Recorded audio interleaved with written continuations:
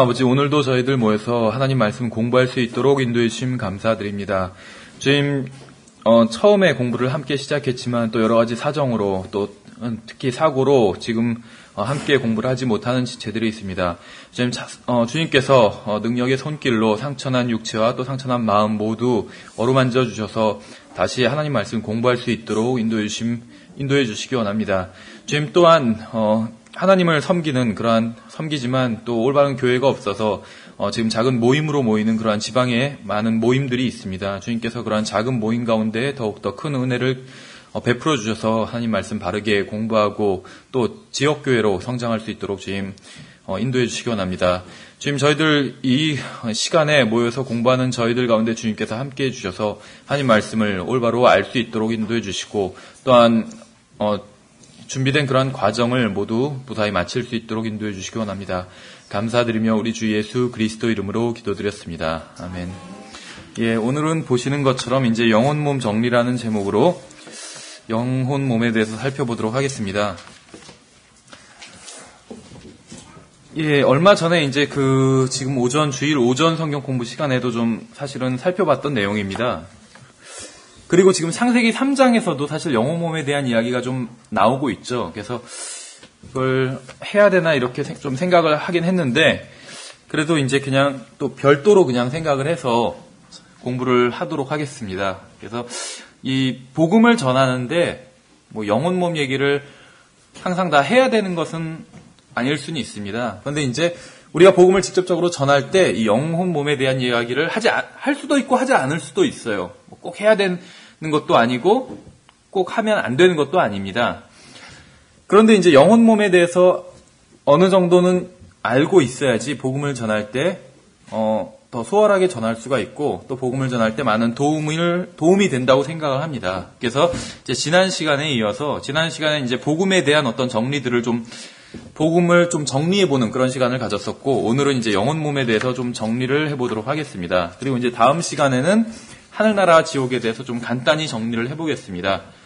네, 그리고 나서는 다시 이제 성경에서 복음을 증거하는 예들, 그러니까 요한복음과 사도행전에 나오는 성경에서 복음을 증거하는 예들을 살펴보도록 하겠습니다.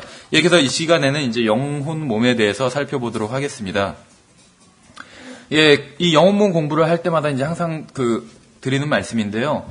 영혼 몸을 공부하면 이로운 점이 두 가지가 있습니다. 뭐 하나님 말씀을 공부하니까 당연히 좋은 점이 많이 있겠지만 영혼 몸을 공부하면 특별히 더 다른 부분 공부하는 것과는 또 다른 장점이 있는데 무엇이냐면 제가 생각할 땐 두 가지 장점이 있는데 무엇이냐면 첫 번째는 삼위일체, 그러니까 하나님의 삼위일체에 대한 이해를 높일 수 있습니다. 그러니까 하나님의 삼위일체를 온전히 다 이해할 수는 없어요.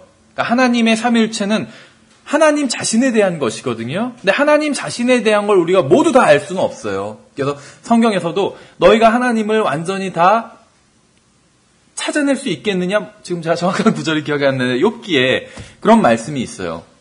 그러니까 하나님을 완전히 다 알 수는 없습니다. 그러기에는 우리의 이해력이 부족하다는 것이죠.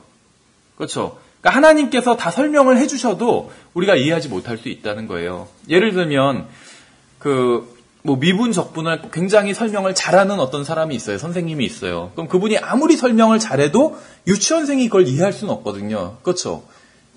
고등학교 학생들이 이해할 수 있겠죠. 미분 적분을 굉장히 잘 설명하는 선생님이 설명을 해주면 고등학교 과정에서 배우는 거니까 고등학교 학생들은 이해할 수가 있어요. 그런데 아무리 설명을 잘해도 유치원생이 그걸 이해할 수는 없다는 거죠. 왜냐하면 이해력이 모자르기 때문에, 지성이 그만큼 크지 않기 때문에 이해할 수가 없는 거예요. 마찬가지로 하나님에 대한 것도 마찬가지라고 생각을 합니다.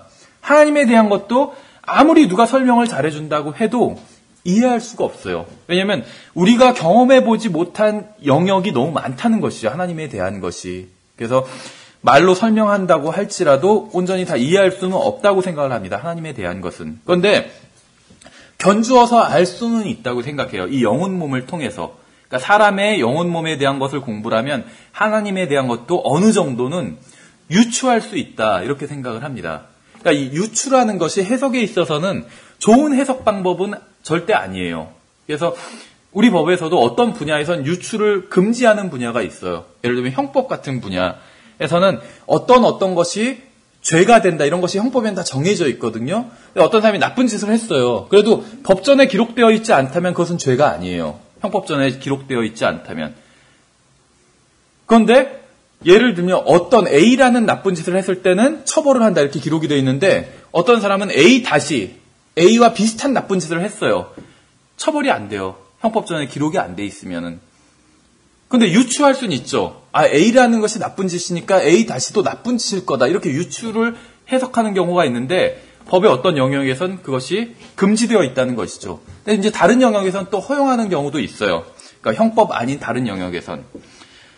그래서 이제 법에서는 뭐라고 그러냐면 법에서도 사실 이제 해석의 문제가 굉장히 중요하거든요. 그런데 뭐라고 그러냐면 이 유추 해석을 못난 해석이라고 불러요. 못난 해석. 왜냐하면 다른 건 다 법도 문자적으로 해석하거든요. 그러니까 성경 해석과 똑같아요. 법 해석과 똑같아요. 문자적으로 해석을 하는데 유추는 문자적으로 해석할 그 근거가 없을 때, 뭐가 없을 때 유추하거든요. 이게 이러니까 저것도 이렇겠지. 그래서 A가 A-니까 B도 B-겠지. 이렇게 유추하는 거예요. 근데 A가 A-라 할지라도 B가 B-가 아닐 수도 있거든요. 다를 수도 있어요. 그러니까 유추는 정확한 해석을 할 수 없을 때 이게 이러니까 저것도 이럴 거야. 이렇게 생각하는 겁니다. 그러니까는 정확한 해석이라고 볼 수는 없어요. 그런데 이제, 그래서 이 영혼 몸을 통해서 하나님에 대해서 아는 것은 어디까지나 유추라는 것입니다. 인간의 영혼 몸. 그것이 어쨌든 간에 하나님으로부터 기원한 것이기 때문에 인간의 영혼 몸을 보면, 하나님도 이러실 거야. 이렇게 유추할 수는 있지만 정확히 같지는 않다는 것이죠. 그래서 그런 부분에 대해서는 좀 살펴보도록 하겠습니다. 그래서 이제 첫 번째 장점은 하나님의 삼위일체에 대해서 이해를 할 수 있다는 거. 영혼 몸을 공부하면 어느 정도는 유추할 수 있다는 것이죠. 두 번째 장점은 무엇이냐면 구원에 대해서 온전히 이해할 수가 있다는 것입니다. 우리가 구원받는 것이 과연 무엇인지 영혼 몸을 공부하면 더 정확히 이해할 수 있다고 생각을 합니다. 이 오늘날 영혼 몸에 대한 것은 이단이나 정통이나 또 삼위일체에 대한 것, 특히 삼위일체에 대한 것은 이단이나 정통이나 다 빗나가 있어요. 예를 들면 여호와의 증인 같은 경우에 삼위일체라고 하면 머리가 셋 달린 어떤 괴물을 생각합니다. 실제로 그래요. 그래서 제가 지금도 갖고 있는데 여호와의 증인들이 나눠주는 그 전도지 말고 얇은 책자가 있어요. 한 20페이지 정도로 된, 크기는 좀 큽니다. 이렇게 파수대만 해요. 근데 이제 파수대도 있고 파수대 말고 다양한 주제의 책자들이 있어요. 근데 그 중에서 이제 삼위일체는 정확한 제목을 잃어버렸는데 삼위일체에 대한 책자도 있어요. 제가 어디서 받았는지는 기억은 안 나는데 꽤 오래전에 받은 걸 이제 지금도 갖고 있는데 거기에 보면은 삼위일체는 이제 이교도들의 교리에서 온 것이다. 이런 식으로 설명을 합니다. 여호와의 증인들. 여호와의 증인들은 삼위일체 안 믿어요. 하나님은 한 분이라고 당연하죠. 하나님은 한 분이라고 믿고 예수님은 하나님이 아니라고 그래요. 하나님은 아버지 하나님이지 예수님은 하나님이 아니다. 이렇게 믿어요. 여호와의 증인들은. 그래서 그 책에서는 삼위일체를 어떻게 설명하냐면 여호와의 증인들은 삼위일체를 어떻게 설명하냐면 머리가 셋 달린 어떤 신 있죠. 괴수. 그런 그림 같은 거를 고대 벽화 같은 거에서 사진 찍은 거 이런 걸 올려놓고 이것이 바로 기독교들이 믿는 것이다. 기독교인들이 믿는 것이다. 이렇게 주장을 합니다. 그래서 이단들도 삼위일체에 대해서 올바로 이해를 못하죠. 여호와의 증인뿐만 아니라 몰몬교도 삼위일체 안 믿어요. 예수님을 창조된 존재라고 믿습니다. 하나님이라고 안 믿어요. 왜냐하면 하나님은 한 분인데 아버지가 하나님인데 그럼 예수님은 뭐냐 이렇게 돼버려요. 그래서 삼위일체에 대해서 자신들이 이해를 못하기 때문에 믿지를 않아요. 그런데 그러면 이제 소위 정통이라고 하는 데는 어떠냐? 장로교나 이런 데들. 장로교가 다 그렇다는 얘기는 아니에요. 근데 이제 그 여호와의 증인이나 아니면은 그 몰몬교처럼 이 사람들은 예수 그리스도의 신성을 안 믿는 사람들이죠. 이단인데 이 사람들 외에 어떤 정통 기독교라고 하는 사람들도 삼위일체에 대해서는 굉장히 잘못된 견해를 가지고 있는 경우가 많습니다. 예를 들면 어떤 그 양태론이라고 그러죠. 그래서 아버지가 아들이고 아들이 아버지다. 이런 식으로. 그래서 양태론적인 믿음을 갖고 있는 사람들이 삼위일체를 설명하는 방법이 뭐냐면 마치 삼위일체 하나님은 물과 얼음과 그다음에 수증기와 같다. 그렇죠. 같은 건데 이게 어떤 온도에 따라서 그렇죠. 환경에 따라서 얼음이 되기도 하고 고체이기도 하고 액체가 되기도 하고 또 기체 수증기가 되기도 한다. 그래서 예를 들면 뭐 집에 가서는 아버지고 회사에서는 뭐 과장님이고 교회에서는 집사님이고 그렇다는 거죠. 이게 삼위일체라는 거예요. 근데 이건 성경적인 삼위일체가 아니에요. 이것도 이단 교리입니다. 이게 뭐냐면 아버지 하나님이 예수 그리스도고 예수님이 성령님이고 이런 식으로 설명하는 건데 성경은 그렇게 말씀하고 있지 않아요. 만약에 그렇다면 겟세마네 동산에서 예수님께서 기도하실 때 그럼 자기가 자기한테 기도한 게 되잖아요. 그 하늘에 있는 하나님의 왕자가 있죠.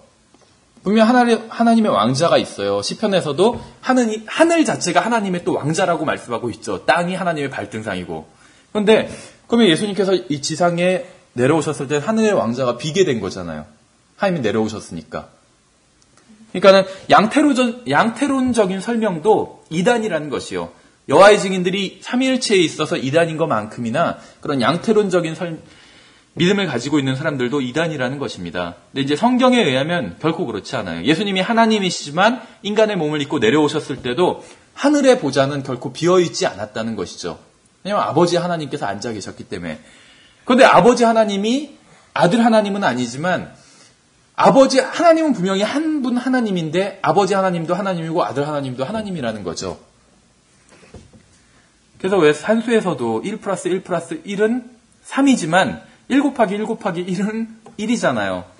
그것과 같다는 것이요. 그래서 이제 삼위일체에 대한 설명을 영혼 몸을 통해서 다시 한번 좀 확인을 해보도록 하겠습니다. 근데 이제 이 영혼 몸에 대한 것이 우리가 이제 복음을 전할 때 어느 정도는 알고 있어야 되기 때문에 살펴보는데 이제 이 시간에는 사실 기본적인 것들 위주로 살펴볼 것이에요. 영혼 몸에 대한.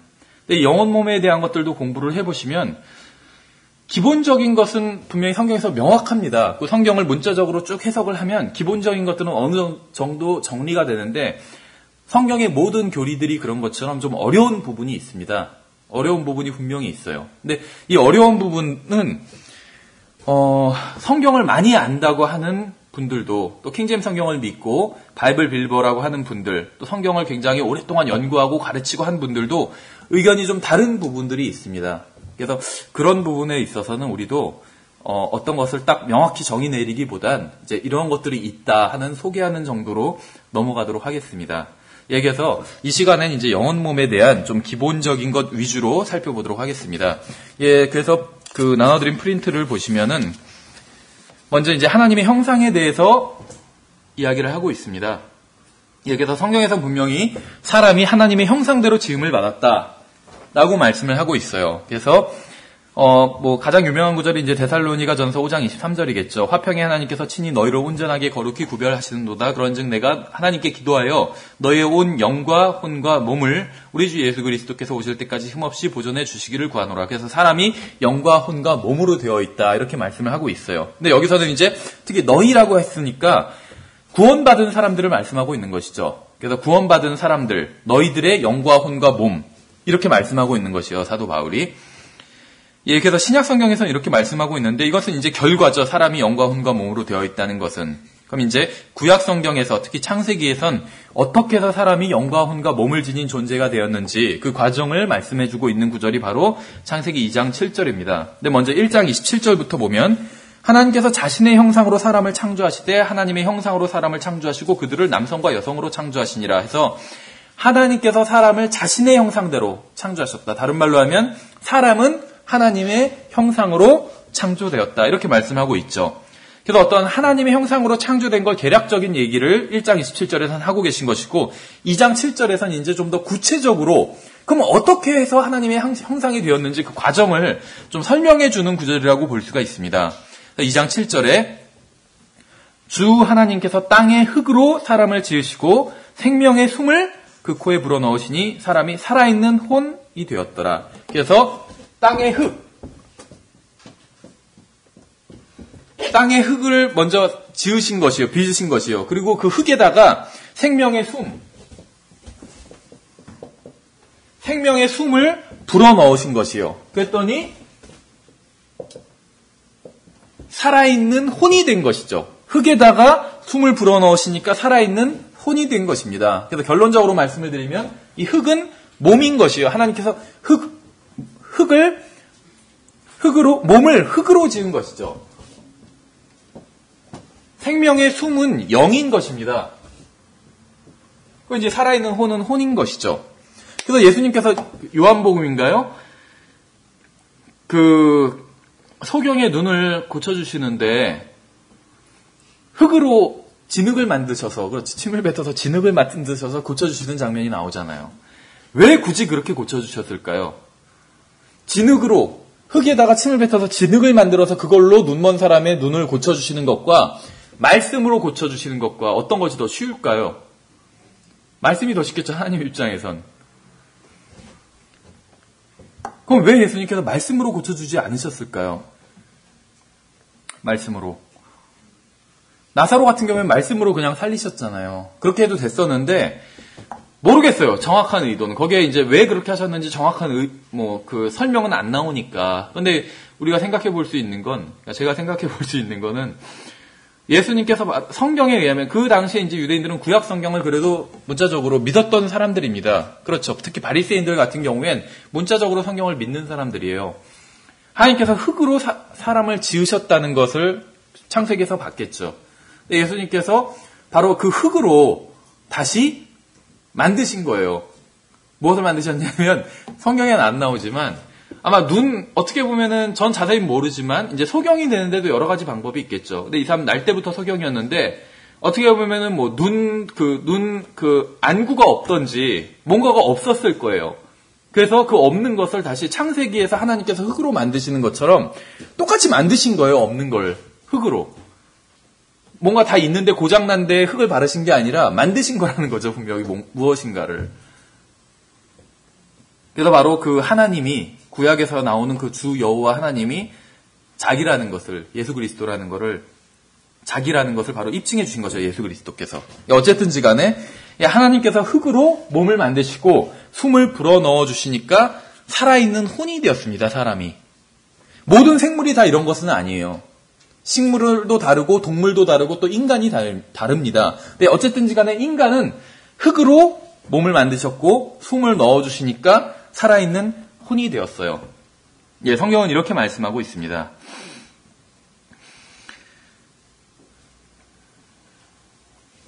일단은 이제 영에 대해서 먼저 살펴보면서 여기서 이제 숨이 영이라는 것을 먼저 성경 하나님 말씀을 통해서 살펴보도록 하겠습니다. 근데 이제 잘 아시겠지만은 들어보셨겠지만 개역 성경에는 이것이 변기되어 있어요. 그래서 개역 성경은 창세기 2장 7절에 어떻게 되어 있냐면 여호와 하나님이 흙으로 사람을 지으시고 생기를 그 코에 불어넣으시니 사람이 생명이 된지라. 한자어니까 한자어적인 어떤 차이는 빼고 이제 어떤 그 킹제임스 성경과의 차이를 보면 킹제임스 성경은 사람의 몸을 흙으로 만드시고 숨을 불어넣으셨더니 영을 불어넣어 주셨더니 사람이 혼이 되었다 이렇게 말씀하고 있는데 개역 성경에서 사람이 영이 되었다 이렇게 말씀하고 있어요. 개역 성경은. 그것이 이제 잘못된 것이죠. 사람이 살아있는 영이 되었다, 생명이 되었다 이렇게 하고 있는데 사람은 기본적으로 영을 가지고 있지만 기본적으로 사람은 혼입니다. 사람은 혼이에요. 천사들은 영이고 그래서 성경에서는 천사들을 섬기는 영들이라 이렇게 부르고 있어요. 근데 사람을 영이라고 부르고 있지 않아요. 혼이라고 부르고 있어요. 사람이 영을 가지고 있는 혼이거든요. 혼을 가지고 있는 영이 아니에요. 사람은. 영을 가지고 있는 혼이에요. 그래서 성경은 사람을 혼이라고 부르고 있어요. 그래서 성경을 이렇게 개역 성경에서 변개시키니까 창세기 2장 7절과 짝을 이루고 있는 구절이 고린도전서 15장 45절이거든요. 고린도전서 15장 45절에선 그러므로 기록된 바 첫사람 아담은 살아있는 혼이 되었다함과 같이 살아있는 혼이라고 말씀하고 있잖아요. 마지막 아담은 살려주는 영이 되셨느니라 이렇게 말씀하고 있어요. 왜 마지막 아담이 살려주는 영일까요? 이 마지막 아담으로 인해서 영이 다시 살아났잖아요. 그렇죠? 영이 죽었다는 건 아니지만 어쨌든지 간에 문제 있는 영이 다시 살아나게 됐어요. 그래서 살려주는 영인 거거든요. 예수님은. 그런데 우리는 혼이라는 거죠. 성경에서 사람은 기본적으로 혼이라고 부르고 있다는 것입니다. 그래서 개역 성경은 이제 그렇게 변개가 되어 있다는 것이고 어쨌든지 간에 우리가 이제 좀 더 살펴보면 우리가 하나님의 형상이라고 그럴 때 이제 이것이 무엇을 의미하느냐 하면 바로 이 삼위일체를 이루고 있는, 그러니까 인간의 삼위일체를 이루고 있는 몸, 혼, 영을 의미한다고 볼 수가 있습니다. 그러니까 하나님이 삼위일체인 것처럼 사람도 삼위일체인 존재예요. 삼위일체. 하나님도 삼위일체로 존재해 계시고 사람도 삼위일체로 존재하게 되었습니다. 근데 왜 그렇게 된 거냐 하면 바로 하나님의 형상으로 지음을 받았기 때문에. 그래서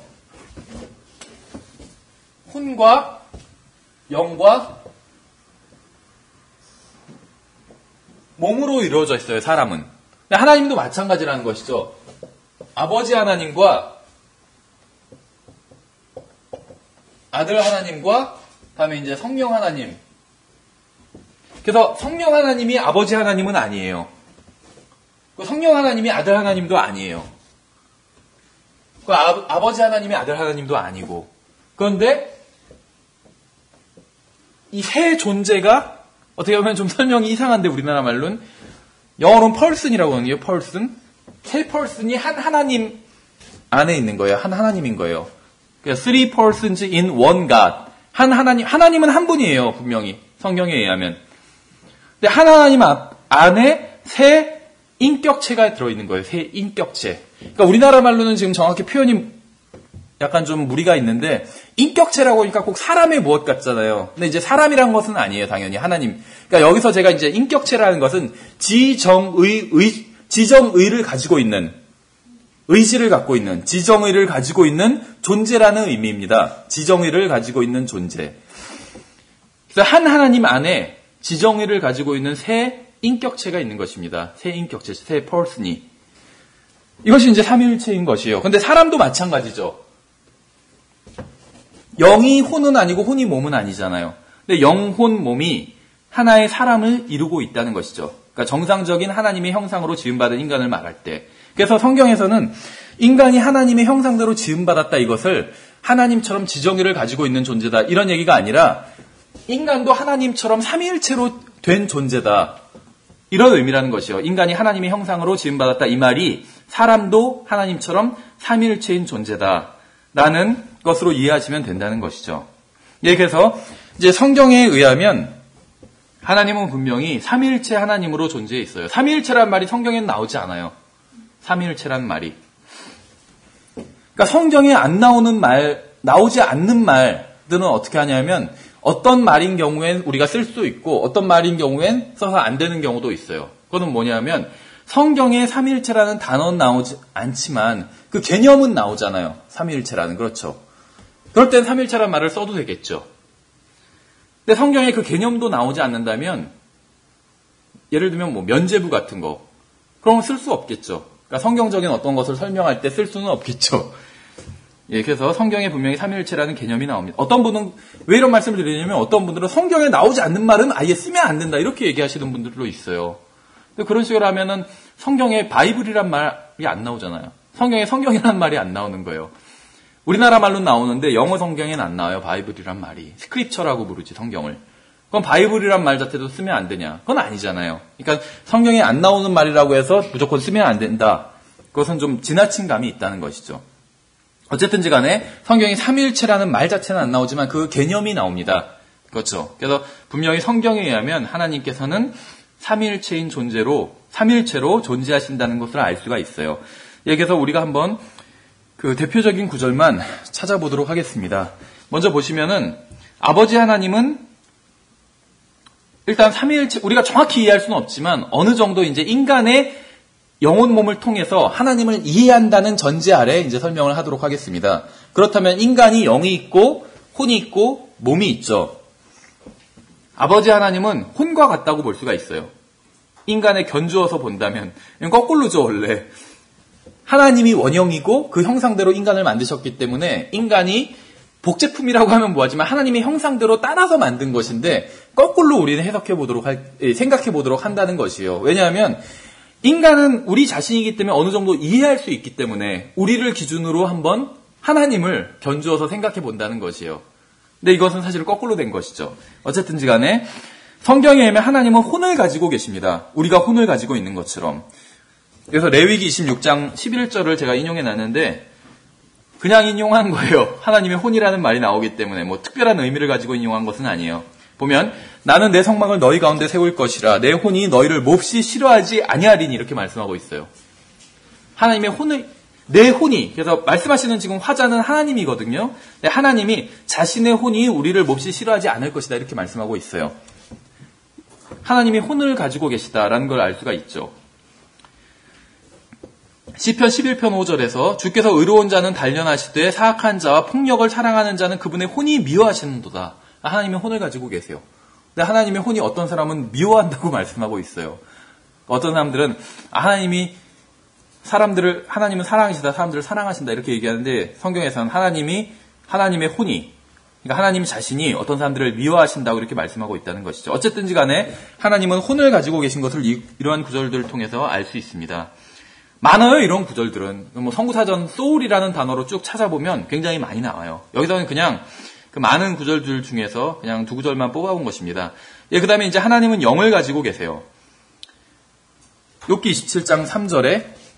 27장 3절을 한번 잘 보세요. 나중에도 또 인용해 볼 것인데, 내 호흡이 내 속에 있고 하나님의 영이 내 코에 있는 동안에는, 이게 아마 욥이 하는 말일 겁니다. 욥기 같은 경우에 좀 조심해서 보실 필요가 있어요. 왜냐하면 맞는 말도 있고 틀린 말도 있습니다. 그러니까 성경에 기록되어 있지만 다 맞는 말은 아니에요. 왜 그러냐면 욥기는 기본적으로 이제 물론 나레이션, 서술도 있지만 서술하는 부분은 다 맞는 말이죠, 분명히. 근데 이제 대화가 있어요. 욥과 욥의 친구들의 대화죠. 그런데 욥의 친구들의 대화, 욥의 친구들이 하는 말 중엔 틀린 말도 있겠죠. 근데 이제 틀리다는 것이 다 잘못된 말이다 이런 말을 하는 것은 아니에요. 그럼 욥의 친구들이 하는 말은 우리가 어떤 그 교리를 세울 때 근거로 세울 수 없느냐? 그것은 아니에요. 왜 그러냐면 욥의 친구들이 하는 말도 기본적으로 맞는 말들이에요. 근데 이제 뭐가 문제가 되냐면 적당한 상황에서 한 말이 아니에요. 그러니까 욥의 친구들이 한 그 진술 자체는 맞아요. 그런데 지금 욥에게는 해당이 안 되는 말인 경우들이 있다는 것이죠. 그래서 문맥을 잘 봐야 돼요. 욥의 친구들이 하는 말은. 근데 어쨌든지 간에 지금 우리가 살펴본 구절은 아마 그 욥이 하는 말일 거예요. 근데 내 호흡이 내 속에 있고 그렇게 얘기하면서 호흡에 대한 얘기를 하면서 하나님의 영이 내 코에 있는 동안에 이렇게 말을 하고 있어요. 그러니까 이 구절을 통해서 우리가 일단 알 수 있는 건 하나님은 영을 가지고 계시다. 이걸 알 수가 있죠. 근데 더 나아가서 보면은 아까 제가 숨이 영이라고 그랬죠. 창세기 2장의 7절에서는 흙에다가 숨을 불어넣으시니까 사람이 혼이 되었다 이렇게 말씀하고 있는데 이 숨이 무엇이냐면 영이라고 말씀을 드렸어요. 하나님의 영. 그런데 욥기 2장 7절에서 27장 3절에서는 하나님의 영이 자기 코에 있는 동안에는 자기 호흡이 있다는 거예요. 그렇죠. 그래서 하나님의 숨이 사람을 살려주는 역할을 한다. 이것을 알 수가 있습니다. 어쨌든지 간에 하나님은 영을 가지고 계세요. 그 다음에 미가서 3장 8절도 그러한 진실로 나는 주의 영으로 말미암아 이런 표현이 나와요. 그래서 주의 영, 주님은 영을 가지고 계시다는 것이죠. 또 이사야 48장 16절에서도 이제 주 하나님과 그분의 영께서 나를 보내셨느니라 이렇게 말씀하고 있어요. 주 하나님의 영이 나를 보내셨다 이렇게 해도 됐고 주님의 영이 나를 보내셨다 이렇게 해도 되는데 굳이 주 하나님과 그분의 영께서 나를 보내셨다고 그래요. 그럼 뭐 두 분 하나님께서 보내시는가요? 그건 아니죠. 하나님은 분명히 한 분이에요. 근데 주 하나님과 그분의 영께서 보내셨다고 표현하고 있어요. 그러니까 분명히 어떤 개별적인 인격체로 존재하시는 두 존재, 그러나 한 분 하나님이라고 볼 수가 있죠. 어쨌든지 간에 성경에서는 하나님은 영을 가지고 계시다 이렇게 말씀하고 있습니다. 그 다음에 이제 하나님은 몸을 가지고 계신 것을 알 수가 있어요. 가장 대표적인 구절이 사도행전 20장 28절이겠죠. 그러므로 너희 자신과 모든 양떼에게 주의를 기울이라. 성령님께서 너희를 그들의 감족자로 삼으사 하나님께서 자신의 피로 사신 하나님의 교회를 먹이게 하셨나니 이렇게 말씀하고 있어요. 그래서 사도행전 20장에 의하면 하나님께서는 몸을 가지고 계시다는 것을 알 수가 있습니다. 왜냐하면 이 피는 자신의 피라고 말씀하고 있는데 이 피는 몸에만 있는 것이잖아요. 그렇죠. 영과 혼은 피를 가지고 있진 않아요. 그래서 하나님께서 자기의 피를 가지고 계시다. 이것은 하나님이 몸을 가지고 계시다라는 것을 이 구절을 통해서 우리가 알 수 있다는 것이죠. 근데 여호와의 증인들은 뭐라고 그러냐면 이것은 하나님께서 몸을 가지고 계시다 하면 이게 예수 그리스도가 하나님이라는 증거가 될 수 있는 구절이거든요. 근데 여호와의 증인들은 예수 그리스도의 신성을 믿지 않잖아요. 그러니까 예수님이 하나님이라고 안 믿어요. 그냥 창조된 뛰어나긴 하지만 하나님은 아니다. 그래서 창조된 신이다. 그렇게 믿지 창조된 존재다 이렇게 믿지 하나님이라고 절대자 하나님이라고 믿지는 않는다는 거죠. 그런데 이 사도행전 20장 28절을 어떻게 해석하냐 하면 이 온 세상에 있는 모든 것이 다 하나님의 것이잖아요. 그래서 그런 의미로 하나님이 자기의 피라고 말씀하신 거다. 그래서 예를 들면 구원받은 우리도 하나님의 것이잖아요. 그럼 내 피가 내가 하나님의 것이니까 내 피도 내게 아니라 하나님의 것이다. 내 돈도 하나님의 것이다. 이런 의미로 하나님의 것이라고 한 것이다. 이렇게 얘기를 해요. 근데 그것은 말이 안 되는 말이에요. 굉장히 궁색한 설명이고, 그런 식으로 하면 굳이 하나님의 것이라고 하는 표현 자체가 필요 없잖아요. 모든 게 다 하나님의 건데 왜 그런 표현을 쓰겠어요, 굳이. 그렇죠. 그러니까 그 설명은 여하의직인들이 어떤 그 성경의 진리를 가리기 위해서 자신들이 궁색하게 하는 변명에 지나지 않다는 것이죠. 성경에서는 분명히 하나님 자신의 피라는 표현을 썼기 때문에 하나님 자신의 몸이 있다는 것이죠. 성경에서는 영은 그런 것이 없다고 말씀하고 있어요. 살과 뼈, 어떤 피 이런 것으로 이루어진 것이 아니라고 말씀하고 있어요. 그래서 누가복음 24장 39절에서도 내 손과 내 발을 보라, 바로는 아니라 나를 만지고 또 보아라. 영은 살과 뼈가 없으되, 피 얘기는 없지만 피도 없어요. 살과 뼈도 없고 피도 없어요. 너희가 보는 바와 같이 나는 있느니라. 그래서 예수님께서 자기가 단순히 지금 부활하신 후에 어떤 영적인 상태로만 있는 것이 아니라 다시 새로운 몸을 가지고 부활하셨다. 이것을 말씀하시면서 몸을 보이시면서 하신 말씀이죠. 여기서 사도행전 20장 28절을 보면 직접적인 구절은 아니지만 간접적으로 하나님은 몸을 가지고 있다라는 것을 알 수가 있어요. 근데 성경에서는 하나님께서 몸을 가지고 있다는 직접적인 구절도 있어요. 그것을 찾아보면 먼저 골로새서 2장 9절에서는 이렇게 말씀하고 있습니다. 이는 그리스도 안에 하나님의 신격의 모든 충만이 몸의 형태로 거하기 때문이라. 삼위일체를 이해하는데 굉장히 중요한 구절인 것 같아요. 하나님의 신격의 모든 충만. 제가 이제 아까 인격이라고 했는데 하나님께 대하면 신격이겠죠, 이것이. 하나님의 신격의 모든 충만이 몸의 형태로 거한대요, 그리스도 안에서. 그러니까 그리스도가 하나님의 몸이신 것이죠. 이걸 이제 다른 식으로 표현하면 히브리서 1장 3절에선 이 아들께서는 하나님의 영광의 광채시요 그분의 인격의 정확한 형상이시라 이렇게 말씀하고 있어요. 그래서 제가 하나님 안에 세 인격이 있다고 말씀하고 있죠. 근데 여기서 말하는 인격은 어떤 사람을 말하는 게 아니에요. 지정의를 가지고 있는 존재를 말하는 것이에요. 그런데 예수 그리스도께서 하나님의 인격의 정확한 형상이시래요. 정확한 형상. 그렇죠. 그러니까는 삼위일체 이 세 인격으로 되어 있다고 그랬죠. 세 인격이 하나님 안에 있다고 그랬죠. 세 펄슨이. 이 하나의 펄슨이 하나의 인격인 거예요. 형상인 거예요. 하나의. 그러니까 우리가 하나님의 형상대로 지음받았다는 건 하나님께서 영과 혼과 몸을 가지고 계신 존재인 것처럼 우리도 영과 혼과 몸을 가지고 있는 존재로 지음받았다. 이 얘기라는 것입니다. 그것이 이제 하나님의 형상대로 지음받았다. 이 얘기예요. 성경에서는 이 하나하나, 삼위일체를 이루고 있는 하나하나가 하나님의 형상이에요. 근데 이제 영이 하나님의 형상이다. 그런 말은 없죠, 성경에. 그런 말은 없어요. 근데 어쨌든지 간에 이 몸이 하나님의 형상이다 하는데 단순히 몸이 하나님의 형상이라는 건 하나님이 손가락이 5개고 10개고 발가락이 5개고 코가 하나 있고 눈이 2개 있고 이런 말이 아니에요. 성경에 의하면. 그런 말이 아니라는 거죠. 물론 성경에서는 하나님이 나의 오른손으로 너를 높이리라 이런 표현도 나와요. 그렇다고 해서 하나님이 오른손이 있고 왼손이 있고 그런 의미는 꼭 아닐 수 있다. 아니라는 것입니다. 왜냐하면 그런 식으로 하면 성경에서 하나님이 날개도 있어요. 그렇죠. 주의 날개 아래 시편에 나오잖아요. 주님의 날개 아래에 숨는 게. 그럼 하나님이 진짜로 날개가 있을까요? 새처럼? 그건 아닌 것 같죠 또. 날개가 있다고 믿는 사람도 있어요. 하나님은 실제로 날개가 있다. 왜냐하면 성경에서 날개가 있다고 하니까. 그렇게 믿는 사람도 진짜로 있어요. 주석 성경도 있어요. 그렇게 믿는 분이 쓴. 근데 어쨌거나 그런 표현은 아니겠죠. 어쨌거나 성경에서는 하나님이 하나님의 그러니까 형상이라는 것은 어떤 사람처럼 이렇게 손과 발이 있고 그다음에 무슨 흑인, 백인, 황인처럼 피부색이 어떻고 이런 걸 말하고 있는 것이 아니라는 거죠. 그럼 예를 들면 흑인과 백인과 황인 중에 누가 하나님의 형상이겠어요? 그래서 그런 피부색이나 그런 겉 모양을 말하는 것이 아니에요. 하나님의 형상이라는 것이. 영과 혼과 몸을 말하는 것이라고 알 수가 있습니다. 그래서 이 영과 혼과 몸이 바로 인격이라는 것이에요. 펄슨. 이 하나하나가.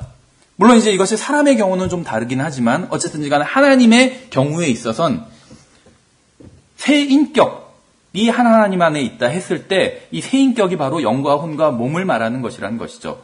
이것이 인간의 것과 완전히 같지는 않아요. 그런데 이제 견주어서 생각할 수 있고 그래서 유추한다는 말을 처음에 드렸던 것이죠. 인간의 영과 혼과 몸을 통해서 하나님의 삼위일체를 유추할 수 있다는 것이요. 정확히 알 수는 없지만 대충 비슷한 시스템이겠구나 생각할 수 있다는 것이죠. 그러나 정확히 같지는 않아요. 우리가 이제 뒷부분에서 살펴볼 텐데 다른 점도 많이 있습니다. 어쨌든지 간에 근데 이제 문제는 무엇이냐 하면 성경에선 분명히 하나님께서 삼위일체로 존재해 계신다 이렇게 말씀하고 있는데 여호와의 증인들이나 아니면 몰몬교는 엉뚱하게 생각하고 있죠. 삼위일체에 대해서 이해를 못하고 있어요. 그 개신교 같은 경우도 아까 말씀드린 것처럼 뭐 양태론 같은 게 있다고 소개를 드렸었죠. 또 엉뚱하게 생각하고 있고 카톨릭 같은 경우엔 거기에 하나를 더해서 성모 마리아까지 더해버렸죠. 어떤 신적인 존재로. 아들 하나님이 있고 아버지가 있으면 어머니 왜 없나 이렇게 생각한 거예요. 그래서 어머니도 있어야겠다. 삼일체가 아니라 사위일체를 만들어버렸어요. 로마 카톨릭에서는. 근데 이 사람들이 왜 이런 것들에 대해서 정확히 성경에서 말씀하시는 삼위일체 하나님, 또 인간이 세 부분으로 된 존재다, 영과 혼과 몸을 가지고 있는 그것을 이해하지 못하고 있느냐 하면 여러 가지 이유가 있겠지만 마귀가 물론 눈을 가려서 이해하지 못하는 것이겠죠. 근데 보다 더 근본적인 원인은 무엇이냐면 거듭나지 않았기 때문이에요. 거듭나지 않았기 때문에. 특히 우리나라 사람 같은 경우에 그러니까 성경을 안 믿는 보통 사람들은 죽으면 끝이다. 아무것도 없다. 영혼 같은 건 존재하지 않는다. 이렇게 생각하는 사람도 있겠지만 그래도 많은 사람들이 죽고 나서 무엇인가 있을 거다. 이렇게 생각하는 사람들이 더 많다는 것이죠. 그러니까 종교가 있는 것. 종교가 없는 사람보다 있는 사람이 더 많잖아요. 종교가 있는 사람들은 대부분 죽고 나서 무엇인가 있을 것이다. 이렇게 생각하는데 문제는 잘못 생각한다는 것이죠. 그래서 사람이 몸과 혼백으로 되어 있다. 많이 이렇게 생각합니다. 혼백, 영혼 이렇게 되어 있다. 이렇게 생각한다는 것이에요. 이분법적으로 생각한다는 것이죠. 그래서 어떤 책을 보면 뭐 그러니까 성경에선 기독교에서는 사람을 뭐 이분법적으로 본다, 아니면 삼분법적으로 본다 해서 하나의 이론인 것처럼 이렇게 설명을 하지만 성경에서는 분명히 사람을 삼중적인 존재다, 그래서 삼위일체인 존재다 이렇게 말씀하고 있다는 것이죠. 성경에 의하면 그런 이분법적인 구분은 잘못된 구분이라는 것입니다. 그런데도 불구하고 우리가 성경을 통해서 왜 사람들이 그렇게 인간을 이분법적으로 구분하는지 알 수 있는 구절이 바로 고린도전서 2장 14절입니다. 고린도전서 2장 14절에서는 그러나 본성에 속한 사람은 영어로는 이것이 natural man입니다. natural man. 다시 말하면 거듭나지 않은 사람을 말하고 있어요. 그래서 이거를 본성에 속한 사람이다. 처음부터 그러니까 어머니의 태를 통해서 출생한 사람, 처음부터 자기 있는 그대로, 태어날 때부터 그대로 변하지 않은 그 성품을 가지고 있는 사람이라는 말이에요. 본성에 속한 사람이란 말은. 그래서 다시 말하면 첫 번째 출생만 한 사람을 말합니다. 두 번째 출생은 안 한 사람이에요. 그래서 본성에 속한 사람은, 거듭나지 않은 사람은 하나님의 영의 것들을 받아들이지 아니하나니. 왜냐하면 영의 문제가 있기 때문에 영의 것들을 받아들일 수가 없어요. 그 까닭은 그것들이 그에게는 어리석은 것이기 때문이요. 영은 어떤 보이지 않는 것이잖아요. 바람과 같고, 요한복음 3장에서는 바람과 같다고 했잖아요. 그래서 어떤 보이지 않는 어떤 실체에 대해서 그것이 뭐 맞다 틀리다 막 이런 말을 하니까는 어리석은 것이라고 불러요. 그렇죠? 왜 우리 그러잖아요. 과학과 일치하지 않는 것, 과학으로 입증할 수 없는 것은 잘못된 것이라고 생각하는 사람이 있잖아요. 어리석은 것이다 이렇게 생각하는 사람이 있죠. 그래서 어떤 과학이 기준이 돼버렸어요. 근데 뭐 영에 대한 것은 어떤 걸 실험하거나 그럴 수가 없잖아요. 그렇죠? 그래서 구원받지 않은 사람들, 하나님의 말씀이 기준이 아닌 사람들, 어떤 세상 과학이 기준인 사람들은 어리석은 것이라고 생각해요. 영의 일들, 하나님의 영의 일들을. 어리석은 것이기 때문이요. 또 그가 그것들을 알 수도 없나니, 알 수도 없다고 그래요. 그 까닭은 이러한 것들이 영적으로 분별되기 때문이라. 영적으로 분별되는데 그 사람들이 영에 문제가 있기 때문에 분별할 수가 없는 것이죠. 그래서 이것을 그냥 성경에서는 이러한 사람들 이제 본성에 속한 사람이라고 하는데 거듭나지 않았기 때문에 영에 문제가 있어요. 영이 다시 태어나야 되는데 다시 태어나지 못했기 때문에 영의 일들을 알 수 없는 것이죠. 그래서 사람을 영과 혼과 몸으로 된 존재다 이렇게 나누지 못하고 몸과 혼만 나누는 것이에요. 영에 대해서는 알지 못하고. 그래서 보통 이제 사람들이 영혼이다, 혼백이다 말하는 것은 다 혼을 가리키는 것이거든요. 영에 대해서 알지 못하기 때문에 이제 그것을 혼의 것이라고 생각한다는 것이죠. 영에 속한 것을 혼에 속한 것이라고 다 생각해 버린다는 것입니다. 영의 존재를 알지 못하기 때문에. 예, 그래서 성경에선 분명히 영과 혼과 몸을 나눠서 설명하고 있습니다. 뭐 우리가 이제 원어를 배우지는 않지만 헬라어로는 이제 영이 푸뇰하고 혼이 푸시케고 몸이 소마, 히브리어로는 영이 루아흐고 혼이 네페시고 몸이 바살입니다. 그러니까 헬라어나 히브리어는 영과 혼과 몸을 다 구분해주고 있다는 것이죠. 영어도 구분해주고 있어요. 근데 우리나라 말 자체가 구분해주고 있지 않죠. 우리나라 말로도 구분할 수가 있고 영혼, 몸 이렇게 부르면.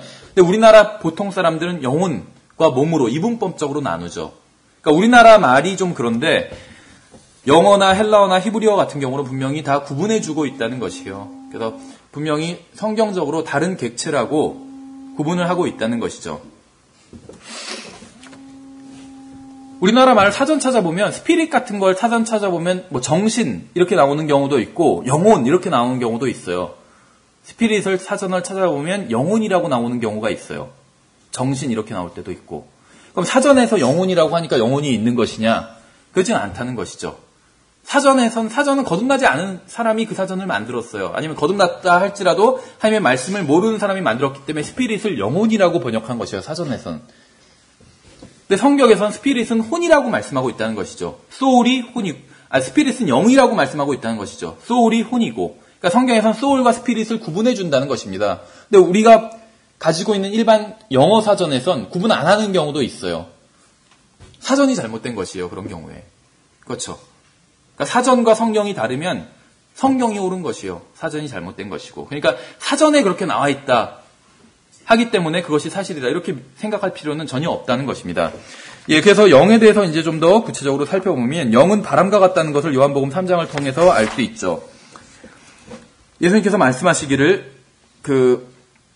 바람이 마음대로 불면 내가 그 소리를 들어도 그것이 어디서 와서 어디로 가는지 알지 못하나니 성령에서 난 사람도 다 이러하니라.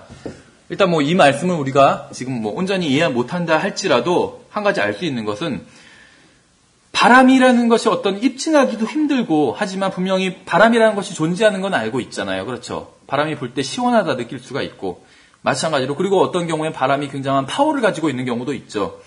마찬가지로 영도 마찬가지입니다. 우리가 영에 대해서 자세히 알 수는 없지만 영이 존재한다는 것은 알고 있어요. 예, 일단 이 말씀을 통해서 여기까지 알 수 있는 것이죠. 예, 그 다음에 이제 아까 창세기 2장 7절에서 이 숨이 영이라고 말씀을 드렸는데 그것과 관련된 구절을 우리가 보면 에스겔 37장 9절을 볼 수가 있습니다. 일단 표시만 해놓으세요. 자, 읽어보면 에스겔 37장 9절에서 그때 그분께서 내게 이르시되 하나님께서 에스겔에게 하시는 말씀이죠. 그때 그분께서 내게 이르시되 너는 바람에게 대언하라. 바람에게 대언하여 이르기를 바람에게 지금 하라는 말씀이에요. 에스겔이 바람에게 말을 하라는 것이죠. 주 하나님께서 이같이 말씀하시느니라 오 숨아 바람에게 말하라고 하면서 오 숨이라고 부르고 있어요. 숨이라고. 사방에 내 바람으로부터 와서 이 죽임을 당한 자들 위에 숨을 불어 그들로 하여금 살게 하라. 이게 창세기 2장 7절과 굉장히 비슷한 상황입니다. 창세기 2장 7절에서는 지금 흙으로 하나님께서 몸만 만들어 놓으셨죠. 몸만 만들어 놓으셨어요. 거기에 숨을 불어 넣으시니까 사람이 이제 살아있는 혼이 되었다고 말씀하고 있죠. 그것과 비슷해요. 지금 많은 죽임당한 자들이 있어요. 그러니까 거꾸로인 거죠. 죽임당한 자들은 거꾸로예요. 우리가 뒤에서 살펴보겠지만 원래는 죽임당한 자들이 살아있을 때는 살아있는 혼이었겠죠. 그런데 숨이 걷어갔어요. 하나님께서 걷어가셨어요. 그러니까는 숨을 걷어가시니까 더 이상 혼이 몸 안에서 살아있을 수가 없어요. 그래서 이제 혼은 떠나게 돼요. 그렇죠. 지금 같으면 이제 구원받은 사람은 셋째 하늘로 가고 구원받지 못한 사람은 지옥으로 가겠죠. 이 에스겔은 이제 구약 시대니까 구원받은 사람들이 낙원으로 갔겠죠. 그렇죠. 지하 세계로 갔을 거예요. 그래서 이제 흙으로 만든 이 몸만 남아있는 상태예요. 지금 에스겔의 지금 이 37장의 상황은. 그래서 이 몸만 남은 상태인데 여기에 대고 이제 말을 하라는 거예요. 근데 여기에 대고 말하는데 이 몸에게 말하는 게 아니라 숨에게 말을 하고 있는 것이죠. 숨에게. 그래서 숨에게 예언하는데 뭐라고 하냐면 이 죽임당한 자들 위에 숨을 불어 그들로 하여금 살게 하라. 그러니까 이게 이제 보통 숨을 말하는 건 아니겠죠. 우리가 숨 쉬는 이 숨이 다시 죽임당한 자들의 몸에 들어가니까 이 사람들이 살게 된다. 이렇게 말씀하고 있잖아요. 37장 9절에서는. 그래서 창세기 2장 7절에서 나온 그 숨과 같은 숨인 거예요. 일단 여기서 지금 에스겔 37장의 문맥의 숨이 창세기 2장 7절의 숨과 같은 숨이란 걸 알 수가 있죠. 몸을 살게 하는 숨이니까. 그래서 혼이 되게, 살아있는 사람이 되게 하는 숨이니까. 그런데 이제 쭉 내려가 보시면 14절에서 이 숨이 바로 하나님의 영이라는 것을 알 수가 있습니다. 14절에서 이 9절에서 쭉 내려가면 또 내가 내 영을 너희 속에 두어 너희로 하여금 살게 하겠고 하나님의 영이 들어가면 살 수 있다고 말씀하고 있죠. 너희를 너희 자신의 땅에 두리니 나 주가 이것을 말하고 이 일을 행한 줄 알리라 주가 말하노라.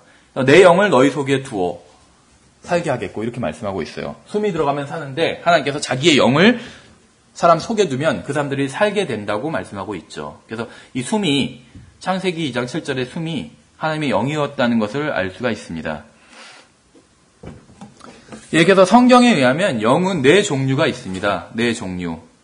일단 기본적으로 하나님도 영이시라는 것을 알 수가 있어요. 요한복음 4장에서 그렇게 말씀하고 있죠. 하나님이 기본적으로 영이시기 때문에 하나님께 경배하는 자들이 영과 진리, 하나님의 말씀대로 진리로 경배해야 된다 이렇게 말씀하고 있어요. 그래서 첫 번째는 하나님의 영인 성령님이 계시죠. 네 가지 종류의 영 중에 두 번째는 인간의 영이 있습니다. 인간의 영. 그리고 세 번째는 어떤 영적인 존재들의 영이 있어요. 다시 말하면 어떤 마귀의 영, 또 천사들의 영, 어떤 영적인 존재예요. 인간도 아니고 하나님도 아닌 영적인 존재들. 이 영들이 있습니다. 그리고 네 번째는 이제 짐승의 영이 있어요. 그래서 네 가지 종류의 영이 있습니다. 하나님의 영, 인간의 영, 그다음에 어떤 천사들의 영, 또 마귀들의 영, 그리고 이제 짐승의 영 이렇게 있어요. 그래서 예전에 이제 개역 성경으로 볼 때는 짐승은 영이 없다 이렇게 생각을 했습니다. 근데 짐승도 영이 있어요. 성경에 의하면 분명히.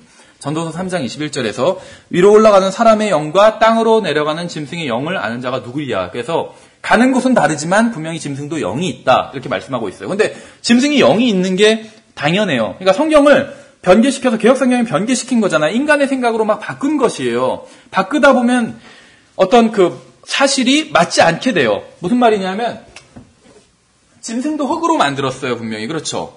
그래서 사람의 몸과 짐승의 몸이 흙으로 만들었다는 데 있어서는 똑같아요. 그래서 똑같이 흙으로 돌아가요. 그렇죠. 근데 이 몸뚱아리를 살아있게 하려면 영이 들어가야 돼요. 사람이나 짐승이나 모두 동일하게. 근데 짐승은 영이 없다 해버리면 짐승은 살아있는 게 아니게 돼요. 그러니까 짐승이 살아있게 호흡하게 하고 움직이게 하는 건 영이 있어야 된다는 것이죠. 짐승도. 그래서 성경에서는 분명히 짐승도 영이 있다고 말씀하고 있어요. 개역성경에서 이걸 바꾸니까 맞지 않게 돼버리는 거예요. 어떤 교리가. 어쨌든지 간에 성경에서는 사람도 영이 있고 짐승도 영이 있다 이렇게 말씀하고 있어요. 다만 이제 죽고 나면 사람의 영은 하늘로 올라가고 하나님께서 주셨기 때문에 하나님께로 돌아가고 짐승의 영은 잘은 모르지만 땅으로 내려간다고 말씀하고 있어요. 왜냐하면 짐승은 하나님의 형상대로 지음받은 것이 아니기 때문에 그런 것 같아요. 짐승도 하나님께서 지으신 것이죠. 짐승뿐만 아니라 식물도 다 하나님께서 지으신 것이고 동물도 다 하나님께서 지으신 것이에요. 모든 것이 다 하나님께서 지으신 것입니다. 그렇죠. 이 세상에 존재하고 있는 것들이 하나님께서 지으신 것이에요. 다. 그런데 하나님의 형상대로 지음받은 것은 인간밖에 없어요. 천사도 하나님께서 지으셨죠. 그런데 하나님의 형상대로 지음받지 않았어요. 왜냐하면 하나님의 형상대로 되려면 영과 혼과 몸이 다 있어야 돼요. 그것이 하나님의 형상이기 때문에. 하나님은 삼위일체로 존재하시기 때문에. 그래서 사람도 삼위일체로 존재하고 있는 것이죠. 하나님의 형상대로 지음받았기 때문에. 근데 천사는 하나님의 형상대로 지음받지 않았어요. 왜냐하면 천사는 영밖에 없잖아요. 그렇죠. 몸도 없고 혼도 없어요. 영밖에 없어요. 물론 사람의 영과는 다르겠죠. 다른 종류의 영이에요. 사람의 영은 여러 가지 기능이 있지만 사람의 몸을 살아있게 하는 그런 기능이 있죠. 주된 기능 중에 하나가. 근데 천사는 살아있게 할 몸은 없어요.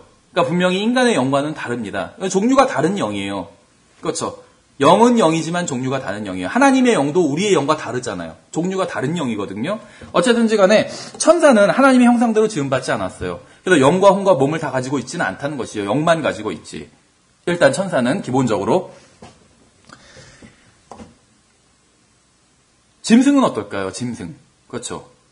예전에는 이제 개역 성경으로 할 때는 짐승도 몸이 있고 혼이 있고 영은 없다. 그래서 영적인 존재는 아니다. 인간만이 영적인 존재다. 이런 식으로 얘기를 했는데 성경에 의하면 그거는 사실은 아니죠. 짐승이 몸이 당연히 있고 영이 분명히 있어요.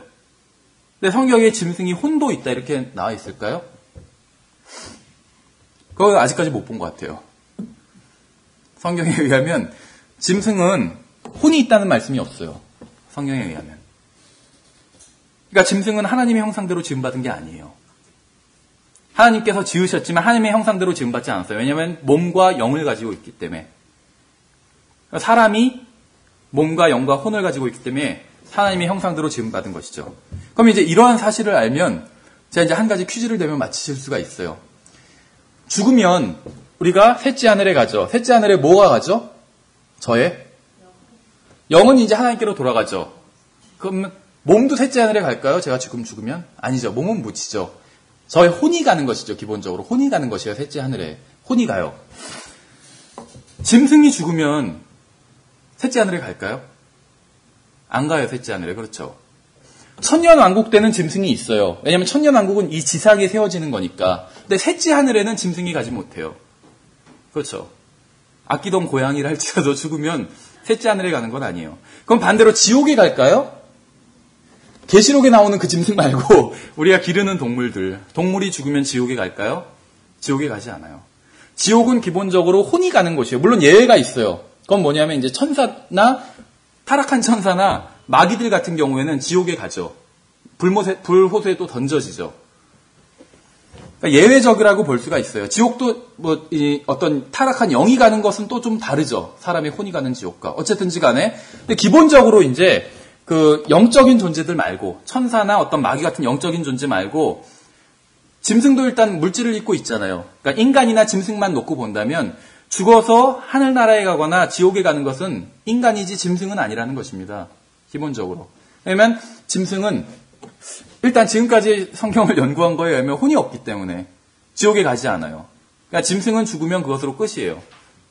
근데 사람은 그렇지 않다는 것이죠. 그러니까 불멸하는 혼을 가지고 있는 건 사람이라는 것입니다. 짐승은 그렇지 않아요.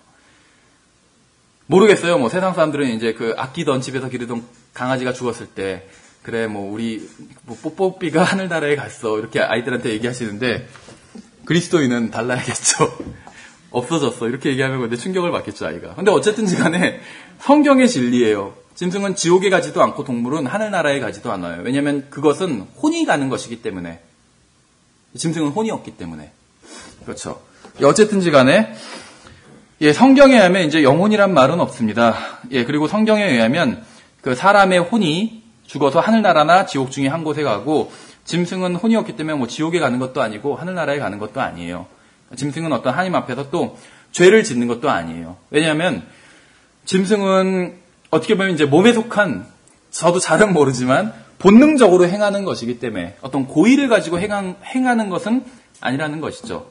하나님께서 분명히 어떤 그 인간을 향해서 가지고 계신 그런 기준을 가지고 계시지는 않다는 것입니다. 왜냐하면 짐승은 살아있는 혼이 아니기 때문에 그렇다는 것이요. 어쨌거나 뭐 이런 분야는 잘 모르겠어요. 뭐 많이 그렇게 그 연구해 놓은 책도 본 적이 없고 어쨌거나 성경에 의하면 기본적으로 4종류의 영이 있다라는 것 정도로만 여기서는 이제 정리를 하고 넘어가도록 하겠습니다. 그래서 하나님의 영, 인간의 영, 또 어떤 영적인 존재, 마귀나 천사의 영, 그다음에 이제 짐승의 영 이렇게 있다. 근데 인간과 짐승의 경우에는 이 영이 몸을 살아있게 하는 그런 기능을 한다. 인간의 영은 하나님께서 주신 것이기 때문에 하나님께로 올라가고 짐승의 영은 잘 몰라요. 어쨌든지 간에 하나님께로 가는 건 아니고 땅으로 가버린다고, 땅으로 내려간다고 성경에서는 그렇게 말씀하고 있죠. 그 다음에 이제 혼에 대해서 살펴보도록 하겠습니다. 혼은 이제 우리 자신에 대한 기관이에요. 그래서 영은 하나님에 대한 기관이고 혼은 우리 자신에 대한 기관이고 몸은 세상에 대한 기관이라고 볼 수가 있습니다. 그래서 영이 기본적으로 몸을 살아있게 하는 역할을 한다고 얘기를 했지만 그것은 이제 영의 기능 중 하나고 영의 또 다른 기능은 무엇이냐면 하나님과 교제를 나누게 하는 기관이라고 볼 수가 있어요. 그래서 영이 하나님께 대한 기관이라고 볼 수가 있습니다. 그래서 혼은 나 자신에 대한 기관이에요. 그래서 혼을 다른 말로 하면 나 자신이라고 볼 수가 있어요. 그래서 하나님께서 흙으로 몸을 만드시고 영으로 사람을 그 몸을 살아있게 했더니 나 자신이 되었다. 이렇게 볼 수가 있다는 것이요. 그래서 혼은 나 자신에 대한 것입니다.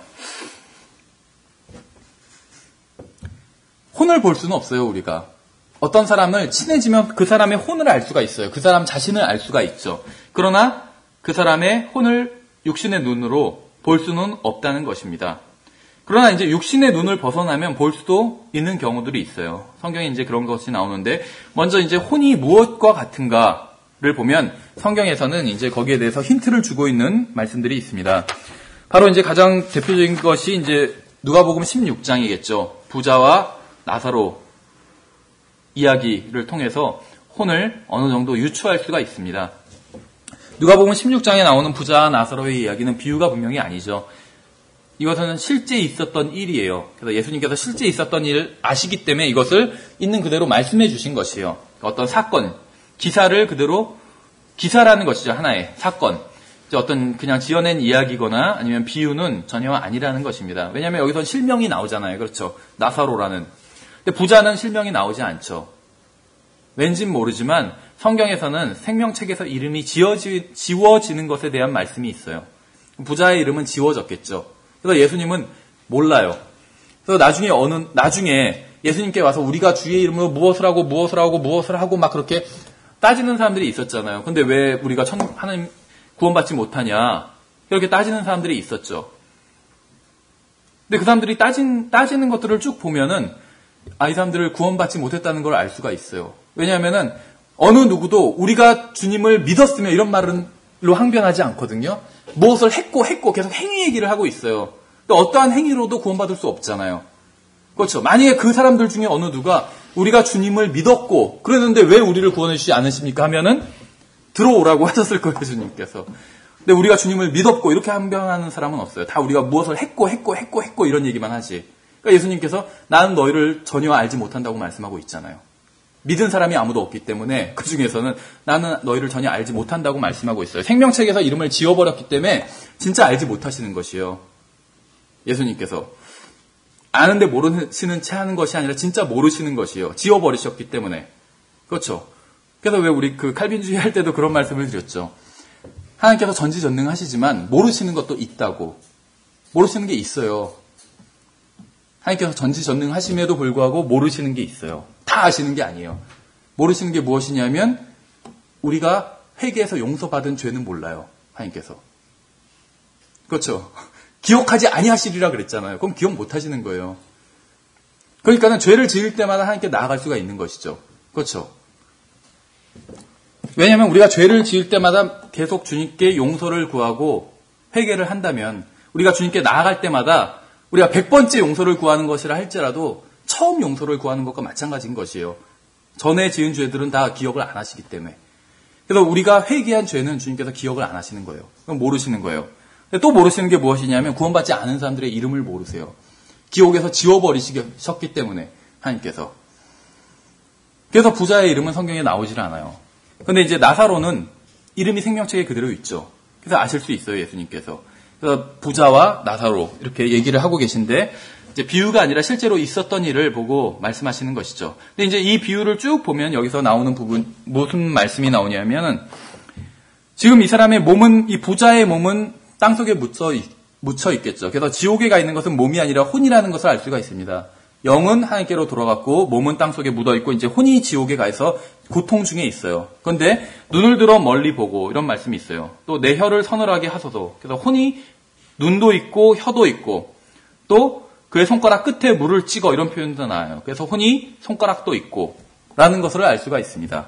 그래서 성경에 의하면 우리가 유추해 볼 수 있는 것이 혼은 눈도 있고 혀도 있고 손가락도 있다라는 것을 알 수가 있어요. 또 요한계시록에서는 6장 9절에서 내가 보니 죽임을 당한 자들의 혼들이 제단 아래에 있다고 그렇게 기록한 말씀이 있어요. 그리고 또 그들에게 각각 흰 예복을 주시며 이르시되 이런 말씀이 있어요. 그러니까 죽임당한 자들의 혼들이 있는데 예복을 주셨다는 것이에요. 예복을 입을 수 있으니까 주셨겠죠. 그러니까 결론적으로 말하면 혼은 어떻게 생겼냐면 몸의 형태로 생겼어요.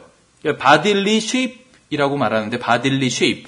몸이라는 것은 아니에요. 다시 부활한 몸을 받아야 돼요. 이 죽임당한 자들이. 그런데 혼이 몸의 형태로 있다는 것입니다. 몸의 형태로 거한다는 것이에요.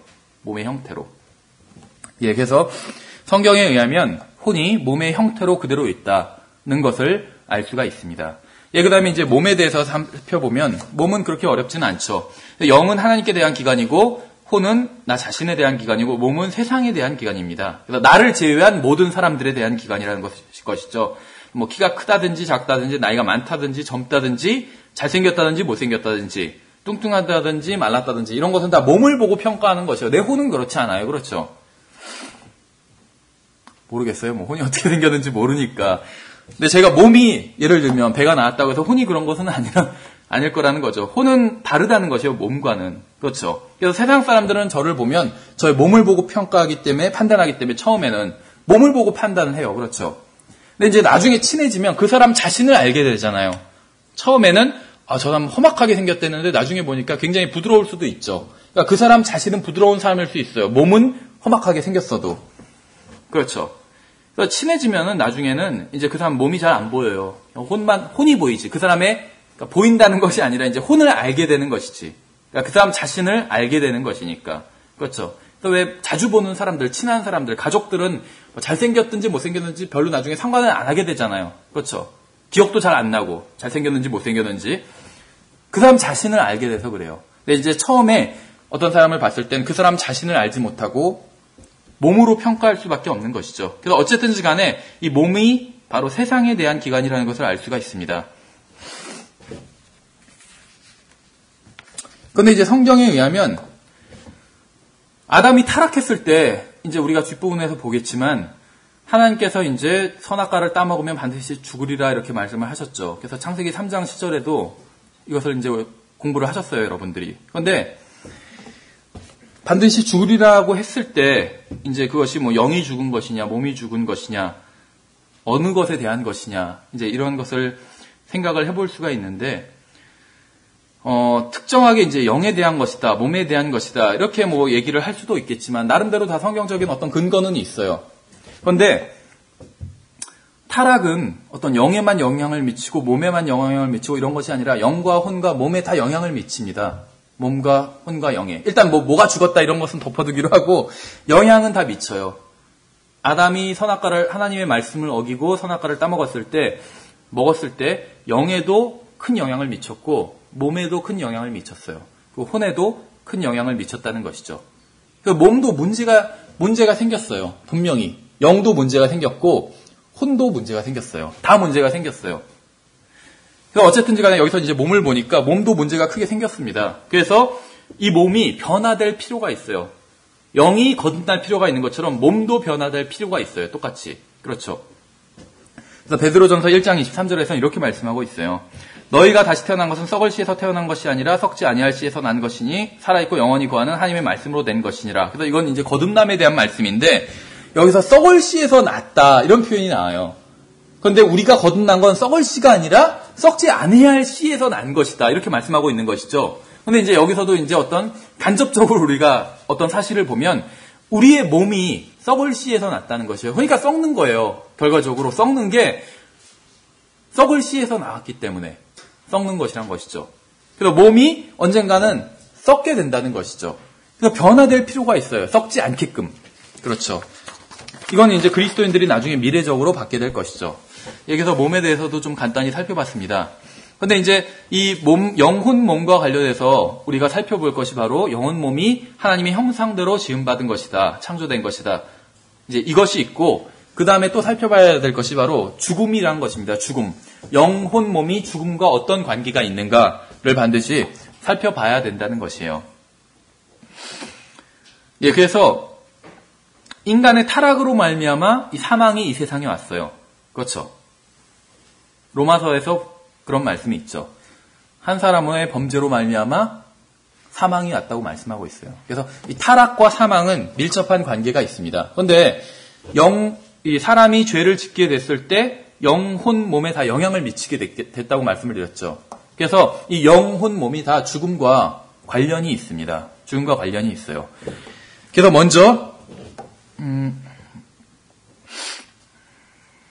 먼저 이제 영혼 몸이 죽음과 어떻게 관련이 있는지에 대해서 좀 살펴보도록 하겠습니다. 일단 이제 죽는다는 것이 무엇이냐? 영혼 몸이 이제 죽음과 다 관련이 있는데 그걸 이제 우리가 살펴보기 위해서는 죽는다는 게 무엇이냐를 먼저 볼 필요가 있겠죠. 근데 우리가 확실히 알 수 있는 것은 죽는다는 것이 그냥 없어지는 것을 의미하지는 않는다는 것입니다.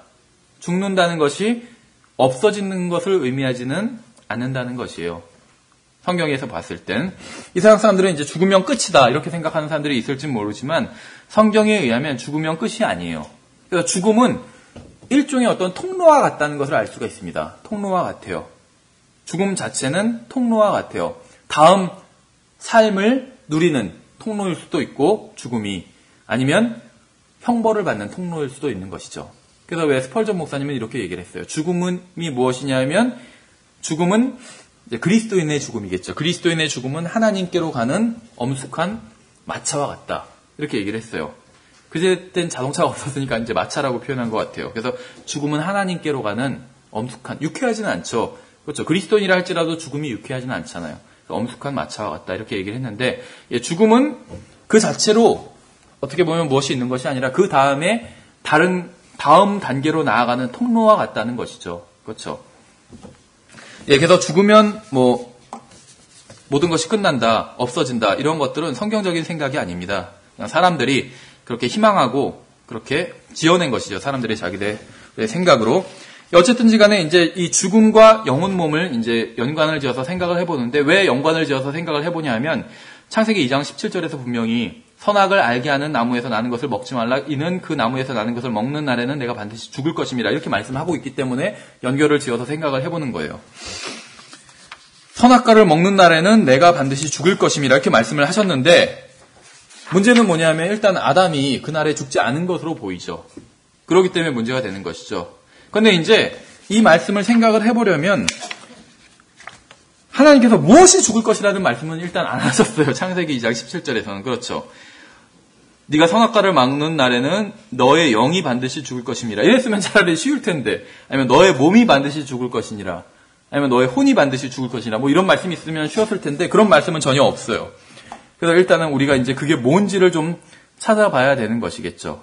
그래서 이제 성경적인 의미에서 봤을 때 죽음은 그냥 모든 것이 끝나거나 없어진다거나 그런 것은 절대 아니라는 것입니다. 그냥 통로와 마찬가지라고 말씀을 드렸었죠. 그래서 이제 죽음은 통로인데, 그러면 몸과 연결을 시켰을 때 몸이 있고 죽음은 통로라고 말씀을 드렸죠. 몸이 죽음을 통해서 어떻게 되는지를 살펴보면 이것은 쉽죠. 어렵지 않아요. 성경에 있는 말씀으로 드리면 창세기 7장 21절에서 땅에서 움직이는 모든 육체가 죽었으니 이렇게 말씀하고 있어요. 육체를 가지고 있는 모든 것들이 죽게 된다고 말씀을 하고 있다는 것입니다. 이건 성경을 통하지 않아도 우리가 충분히 알 수가 있죠. 시편 104편에서는 29절에서 주께서 주의 얼굴을 숨기신즉 그것들이 떨고, 얼굴을 숨기시니까 떨게 되고, 주께서 그것들의 호흡을 거두어 가신즉 그것들이 죽어 자기들의 먼지로 돌아가나이다. 흙으로 돌아간다는 것이요. 더스트. 흙으로 돌아간다는 것이요. 하나님께서 땅의 흙으로 만드셔서 다시 그것으로 돌아간다는 것입니다. 그러니까 하나님께서 호흡을 거두어 가신즉 죽게 된다는 것이죠. 그래서 이것은 이제 1차적으로 몸에 대한 말씀이고, 몸은 죽으면 먼지로 돌아가게 되는 것이죠. 전도서 3장에도 보시면 17절부터인데 기니까 제가 20절 결론적인 부분만 말씀을 드리면, 그러므로 사람이 짐승보다 뛰어날 것이 없나니 이는 모든 것이 헛되기 때문이로다. 해 아래서 그렇다는 것이죠. 모두가 한 곳으로 가나니 모두가 흙에서 나와 다시 흙으로 돌아가거니와. 여기서 인간의 육체에 대한 진술입니다. 이것은 혼에 대한 말씀이 아니에요. 육체에 있어서는 짐승과 마찬가지라는 것이죠. 숨을 못 쉬면 죽게 되는 것이고, 죽으면은 모두가 다 한 곳으로 돌아간다는 것이죠. 육체는, 인간의 육체라고 하늘로 올라가는 건 아니잖아요. 휴거될 때는 그렇겠지만 그 전에는 땅에 묻어요. 짐승의 육체도 땅에 묻어요.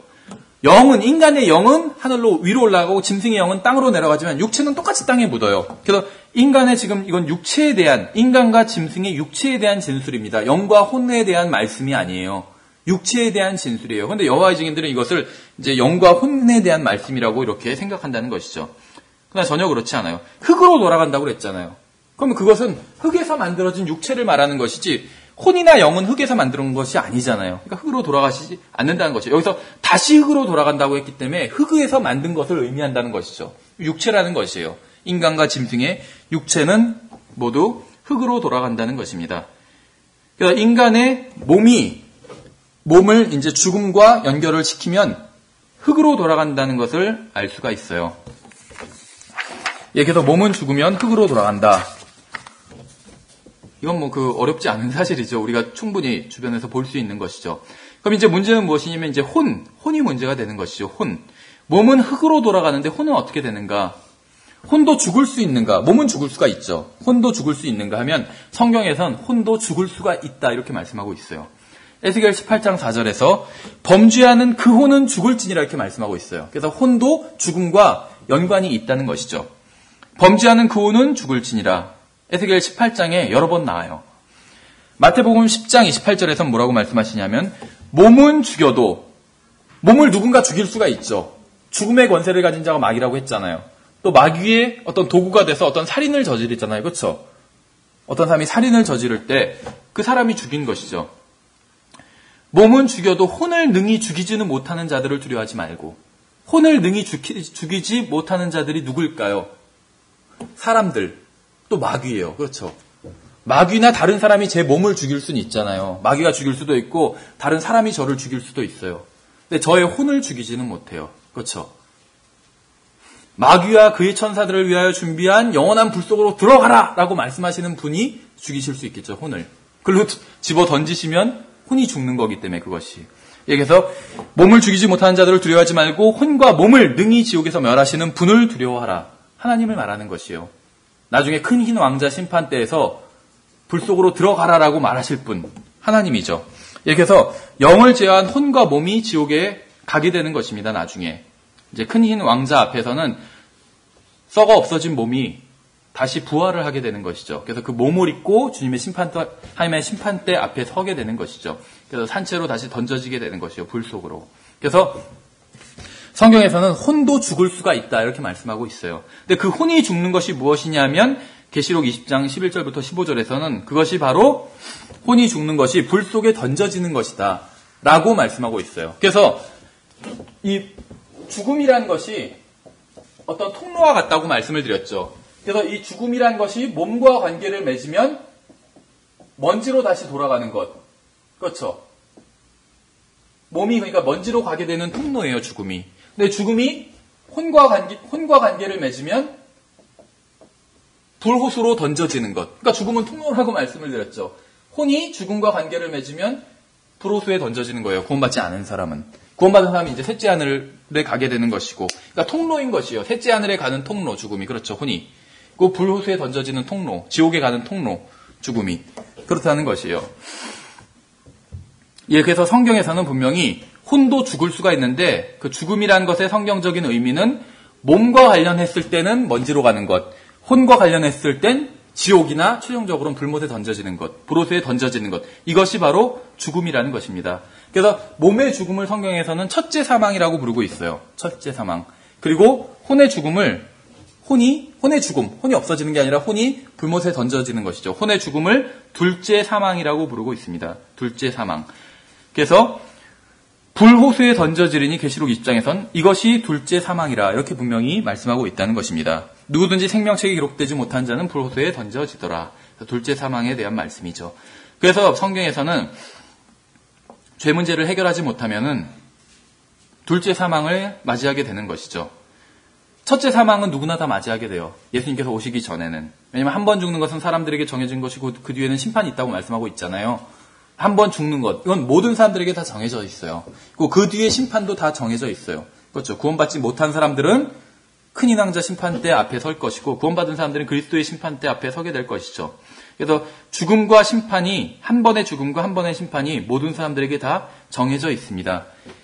그런데 이제 구원받지 못한 사람들에게는 첫째 사망, 한 번의 사망 이외에 추가로 다른 사망, 둘째 사망이 또 기다리고 있다는 것이죠. 예, 그래서 성경에서는 내 혼의 죄라는 표현이 나와요. 나의 혼의 죄. 미가서 6장 7절에서. 몸도 죄를 짓지만 혼도 죄를 지어요. 그래서 지옥에 던져지는 것이죠. 몸과 혼이 모두 죄를 짓기 때문에.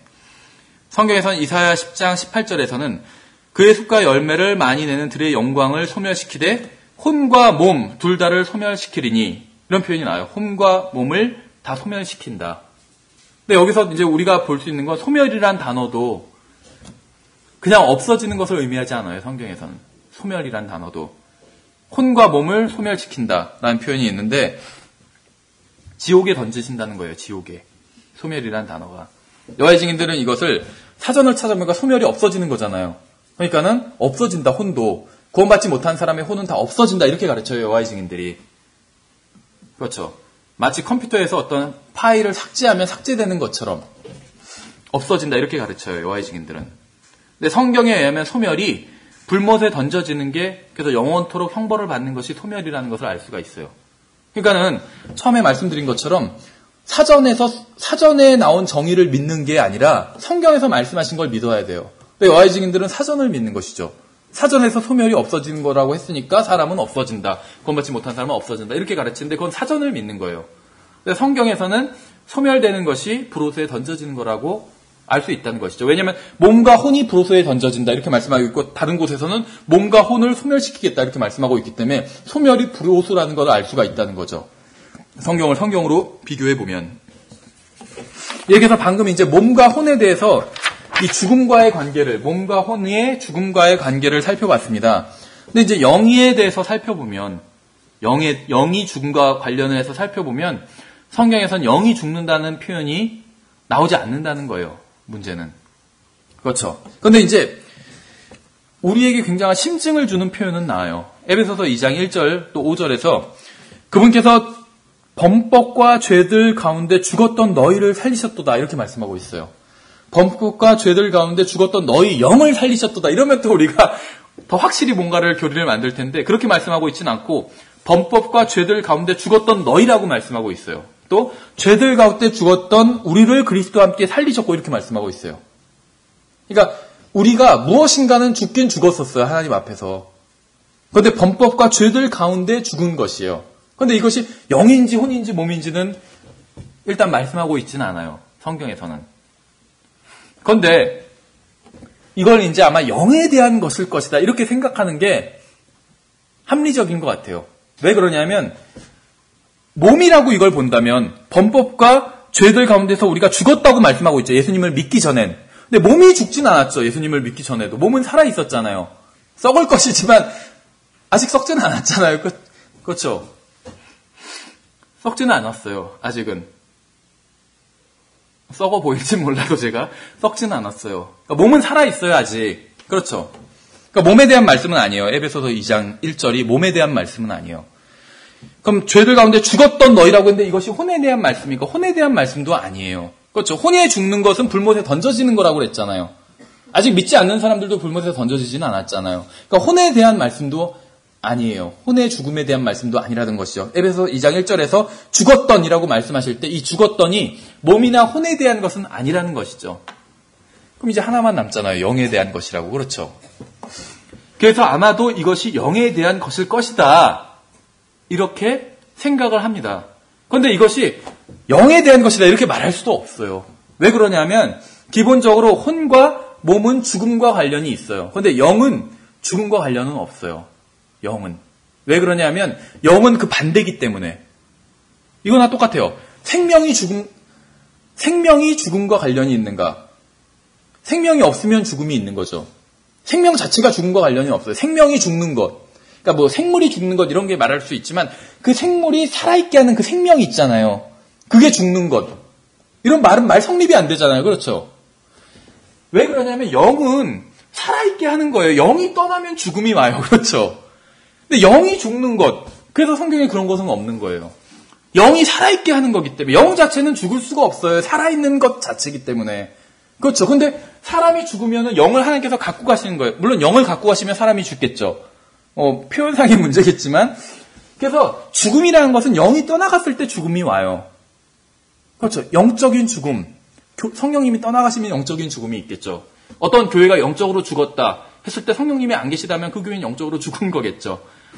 그렇죠. 근데 어쨌거나 그렇게 표현할 수는 있겠지만 영이 죽은 것이다 이렇게 표현하기는 여러 가지로 좀 힘들다는 것입니다. 왜냐하면 영 자체가 생명을 주는 거기 때문에. 그렇죠. 생명을 주는 게 죽었다. 좀 이상하잖아요, 말이. 그렇죠. 영이 떠나면 죽음이 와요. 그렇기 때문에 영 자체가 죽었다 이렇게 표현할 수는 없어요. 그런데 인간의 영 자체가 문제가 생겼다 이렇게 표현할 수는 있다는 것이죠.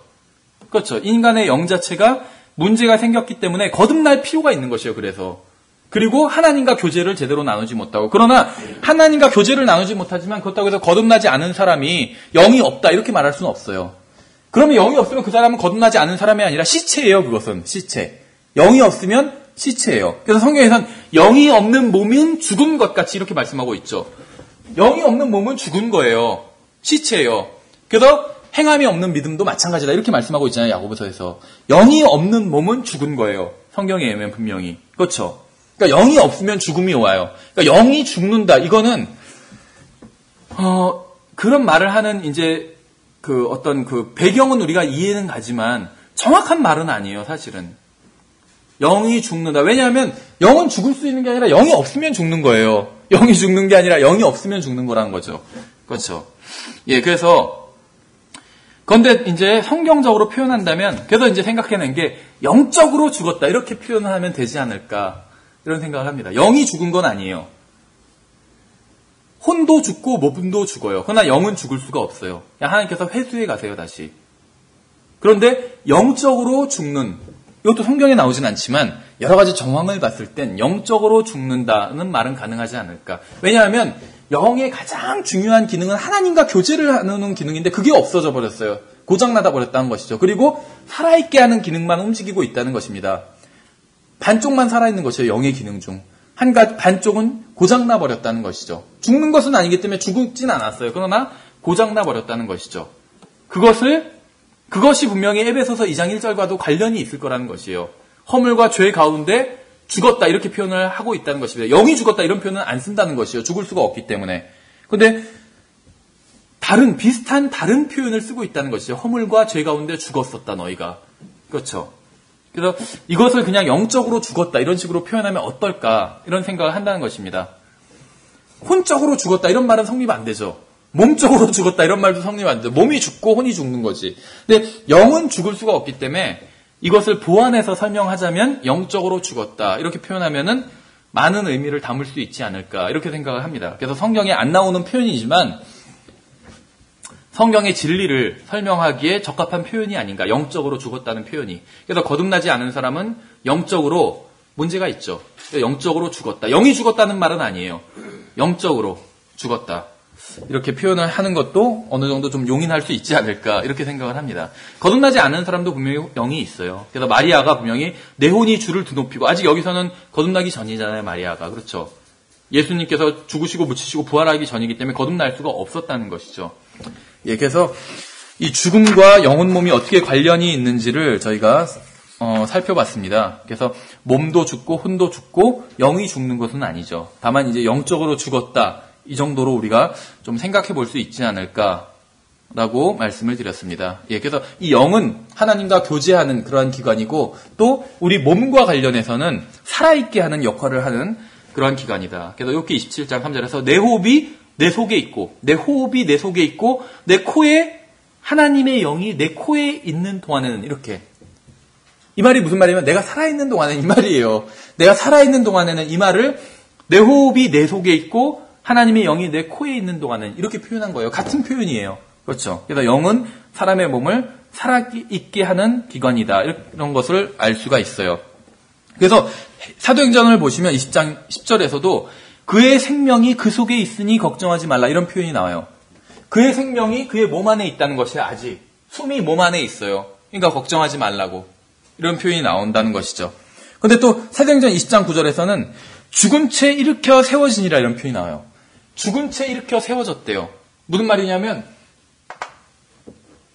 혼이 떠나간 거예요. 혼이 떠나갔어요. 그래서 죽은 몸만 남아 있어요. 그래서 죽은 채 일으켜 세워지니라 이런 표현이 나온다는 것이죠. 어쨌든 간에 영혼 몸과 죽음의 관계를 생각해 봤습니다. 예, 그래서 거듭난 사람은 성령으로 거듭난 사람은 영의 기능이 모두 회복이 되었어요.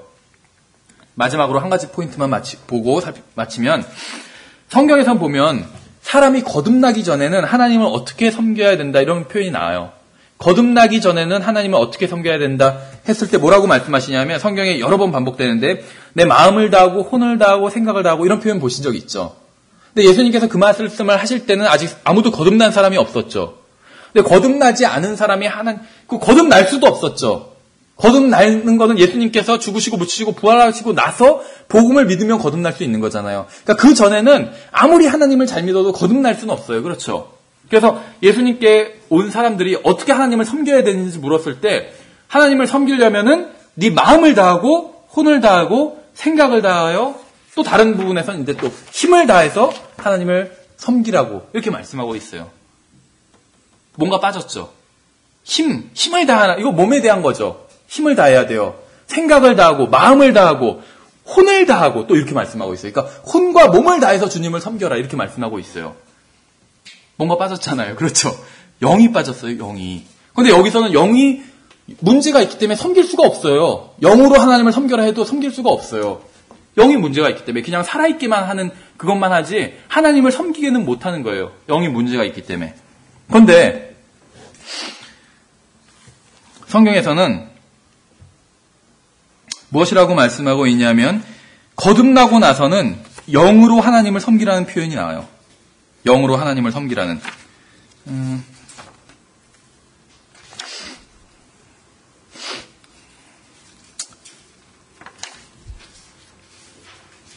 제가 적어놨었는데 지금 못 찾겠네요. 거듭나고 나서는 영으로 섬기라는, 예를 들면 내가 내 영으로 섬기는 하나님께서 이런 표현이 나오죠. 그래서 서신서에 보시면은 영으로 하나님을 섬긴다는 표현이 나와요. 혼과 몸으로 섬긴다 이런 표현이 아니라 이제 영으로 섬긴다는 표현이 나와요. 영이 그 기능을 이제 다시 발휘할 수 있기 때문에. 근데 거듭나지 못한 사람은 영이 그 기능을 발휘할 수 없기 때문에 혼과 몸과 힘과 생각을 다하여 섬기라 이렇게 하고 있는데 거듭나고 나선 서신서에선 분위기가 바뀌어버린다는 것이요. 사도 바울도 내가 내 영으로 섬기는 하나님께서 이런 표현을 하고 있다는 것이죠.